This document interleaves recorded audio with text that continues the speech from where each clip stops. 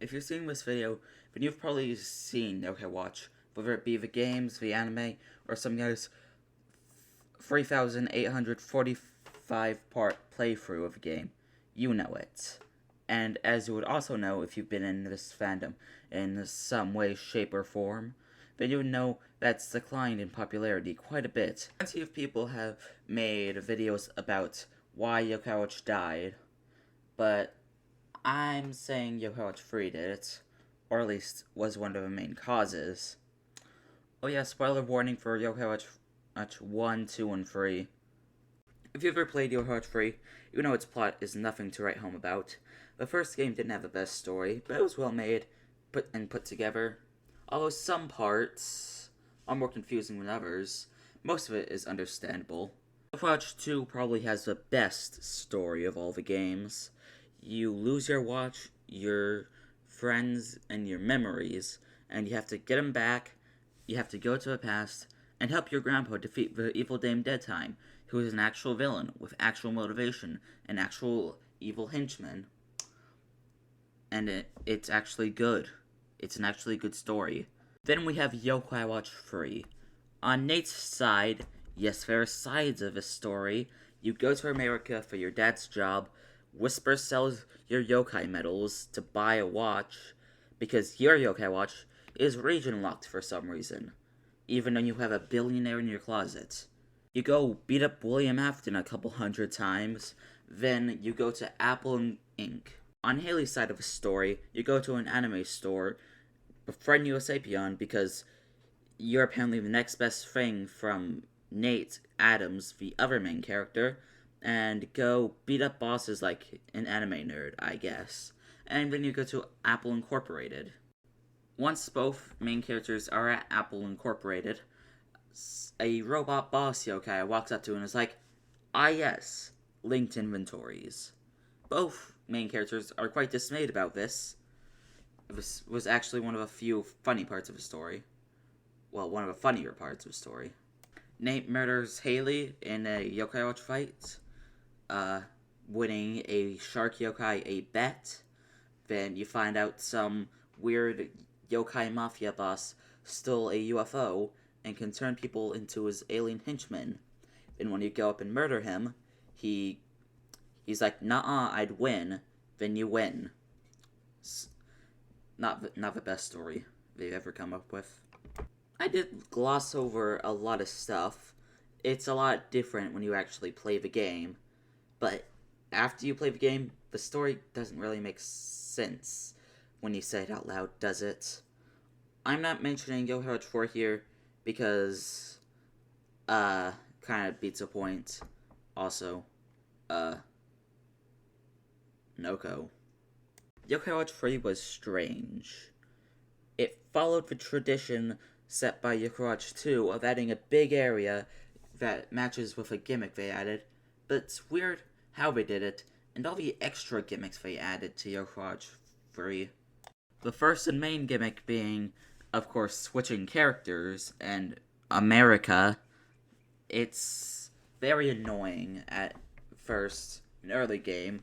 You have to complete both stories to get to the next part of a story, and it's kind of annoying having to juggle two teams while readjusting to a new, completely reworked battle system. Oh yeah, did I mention the entire battle system has been reworked, basically from the ground up. I thought the fun of the first two games was having to, strategize the placement of where the yokai are in your team. They threw that out the window and add a more complicated system. It can be good at sometimes, it can even be fun at sometimes, but most of the time, I'm kind of missing the old system. We also added a bunch of random gimmicks, like rafting down a river, giant mech fight, and, eating food for some reason. Next, the heart and soul of the Yokai Watch series, the actual yokai designs.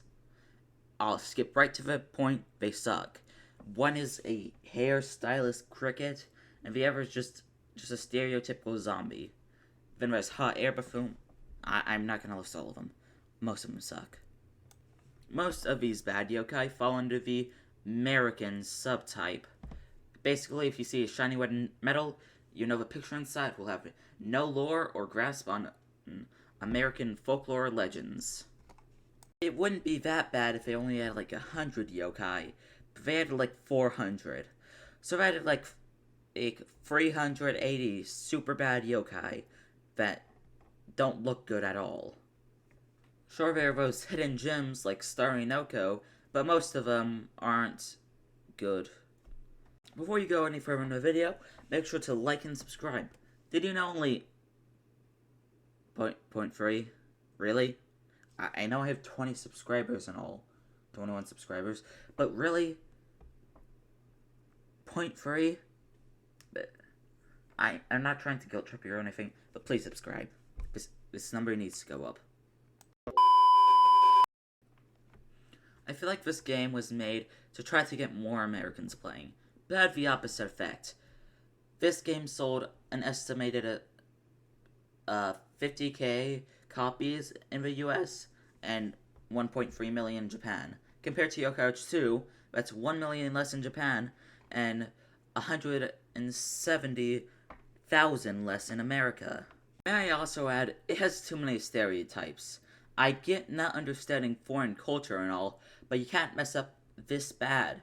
I haven't seen anyone in my life who does anything like the stereotypes in Yokai Watch 3. And I live in the USA. The Yokai Watch anime also fell off at this time.